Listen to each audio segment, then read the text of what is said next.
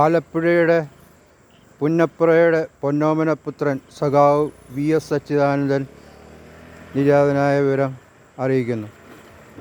കുടുംബാംഗങ്ങളുടെ ദുഃഖത്തിൽ ഞങ്ങളും പങ്കുചേരുന്നു. പാലക്കാട് ഒഴുവത്ര ബ്രാഞ്ച് അനുശോചനം രേഖപ്പെടുത്തിക്കൊള്ളുന്നു. സഖാവ് VS അച്യുതാനന്ദൻ്റെ നിര്യാണത്തിൽ അനുശോചനം രേഖപ്പെടുത്തിക്കൊള്ളുന്നു.